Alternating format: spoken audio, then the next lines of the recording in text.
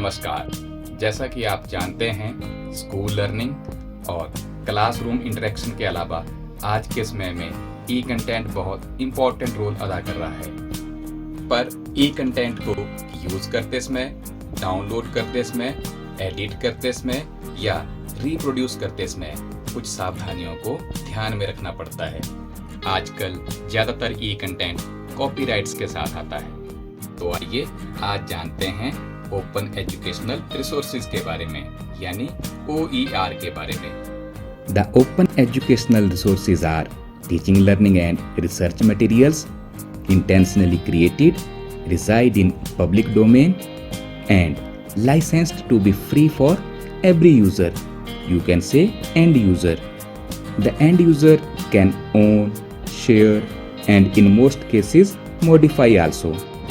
इसका अर्थ है open educational resources free for all हैं। अब हम कुछ ओपन एजुकेशनल रिसोर्सेज के एग्जाम्पल्स की बात करते हैं। Open text books, streaming videos, pictures, softwares and simulations, ये सब ओपन एजुकेशनल रिसोर्सेज में आते हैं।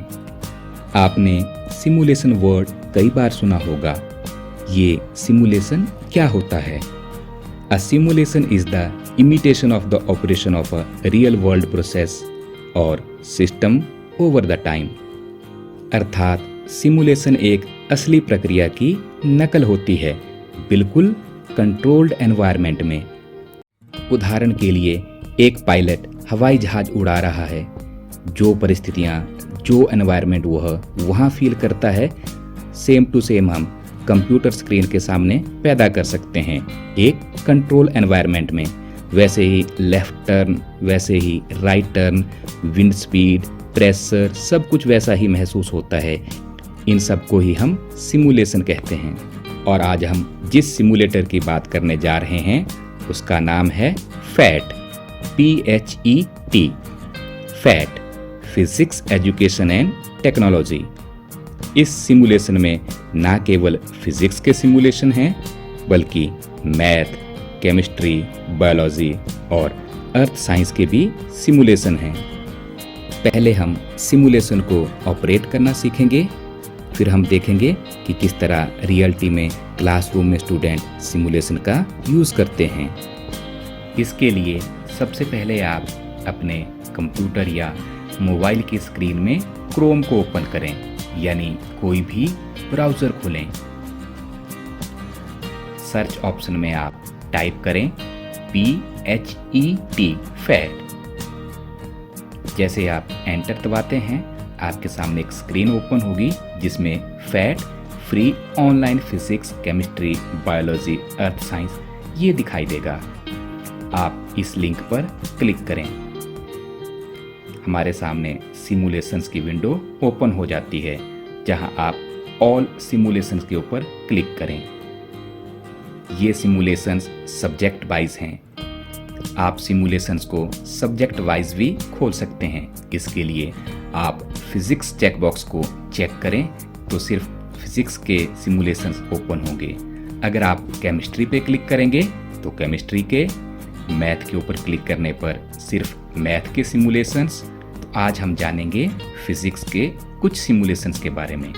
इसलिए फिजिक्स पर क्लिक करें और आप देखेंगे कि ढेर सारे सिमुलेशंस ओपन हो जाते हैं। आप ऊपर से नीचे ब्राउज कर सकते हैं। Let us work with pendulum lab simulations. वैसे तो पेंडुलम का एक्सपेरिमेंट बहुत ही नॉर्मल सी बात है, सभी लैब्स में हम इसे करते ही हैं, परंतु हम इसे सिर्फ अर्थ के एनवायरनमेंट में ही करते हैं। अर्थ की G की वैल्यू पे ही करते हैं। अगर इसे हम मून के ऊपर या जुपिटर के ऊपर या किसी दूसरे प्लेनेट के ऊपर करना चाहें तो ये हमारे लिए पॉसिबल नहीं है। लेफ्ट साइड में एनर्जी ग्राफ है। अगर हम इसे ऑन करते हैं तो ड्यूरिंग ऑसिलेशन ऑफ पेंडुलम हम काइनेटिक एनर्जी, पोटेंशियल एनर्जी और टोटल एनर्जी के बारे में जान सकते हैं। इसके अलावा पेंडुलम की लेंथ को चेंज करने के लिए आप रूलर का प्रयोग कर सकते हैं। साथ ही स्टॉप वॉच है जिससे आप नंबर ऑफ ऑसिलेशन का टाइम नोट कर सकते हैं, और साथ में टाइम पीरियड है, यानी पीरियड टाइमर है। राइट कॉर्नर में आप पेंडुलम की लेंथ इंक्रीज या डिक्रीज कर सकते हैं, जैसा कि हमने 80 मीटर या 70 मीटर रख ली है। इसके अलावा आप पेंडुलम के बॉब का मास भी चेंज कर सकते हैं, यानी ये 1.5 किलो, 1.5 kg और 1 kg हो सकता है। और नीचे आपको ग्रेविटी दी है। एट प्रेजेंट ये अर्थ की ग्रेविटी है। इसके अलावा मून, जुपिटर, प्लेनेट एक्स या कस्टम साइज भी आप सेट कर सकते हैं। तो लीजिए पेंडुलम को एक और ड्रैग करते हैं और 30 डिग्री एंगल पर लाकर इसे छोड़ देंगे हम। जैसे ही हम इसको छोड़ेंगे ये ऑसिलेट करने लगेगा और आप देखेंगे काइनेटिक एनर्जी और पोटेंशियल एनर्जी का ग्राफ चेंज हो रहा है। इसके अलावा आप इसे स्लो भी कर सकते हैं ताकि आप आसानी से इसके मोशन को एग्जीक्यूट होते हुए देख सकें। आप इसका टाइम पीरियड नोट करेंगे।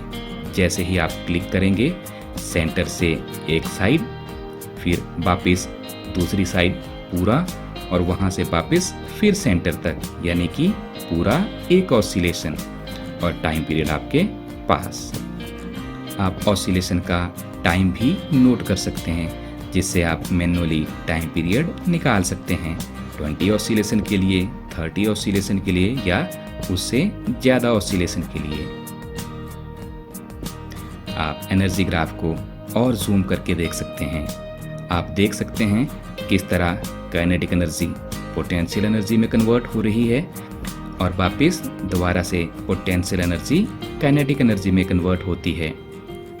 आप वेलोसिटी के एरो का भी इस्तेमाल कर सकते हैं, जिससे हमें ये आइडिया लग सकता है कि वेलोसिटी जब ऑसिलेट करता हुआ पेंडुलम एक साइड से दूसरी तरफ जाता है तो उसकी डायरेक्शन किस तरफ होती है।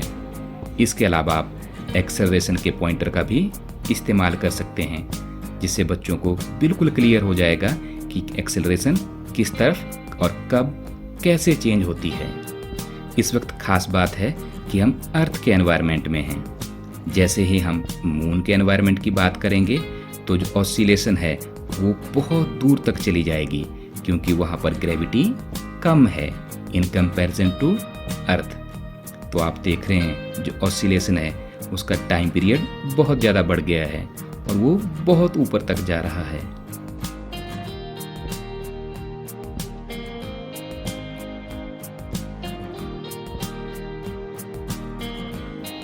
ऐसे हम मून के ऊपर इस तरह का एक्सपेरिमेंट करने के लिए नहीं जा सकते हैं। सिमुलेशन की सहायता से ये बिल्कुल इजीली पॉसिबल है। अगर आप जुपिटर के ऊपर इस एक्सपेरिमेंट को करना चाहते हैं तो आप क्लिक करें और जुपिटर सेलेक्ट हो जाएगा। अब जुपिटर की जी वैल्यू बहुत ज़्यादा है, इसलिए आप देख रहे हैं कि जो टाइम पीरियड है वो बिल्कुल कम हो गया है। ये जितने भी एक्सपेरिमेंट हैं ये फ्रिक्शनलेस पे किए जा रहे हैं। फ्रिक्शनलेस का मतलब है जहाँ कोई भी फ्रिक्शन नहीं है। जैसे ही हम फ्रिक्शन को इंक्रीज करें वैसे वैसे ही आप देखेंगे कि पेंडुलम एक पॉइंट से दूसरे पॉइंट तक पूरा नहीं पहुंच रहा है और फ्रिक्शन के कारण इसका टाइम पीरियड डिक्रीज होता जा रहा है। आप एक समय में 2 पेंडुलम भी सिलेक्ट कर सकते हैं, एक ब्लू कलर का और एक रेड कलर का। दोनों की लेंथ डिफरेंट है और दोनों के रिजल्ट भी डिफरेंट आएंगे।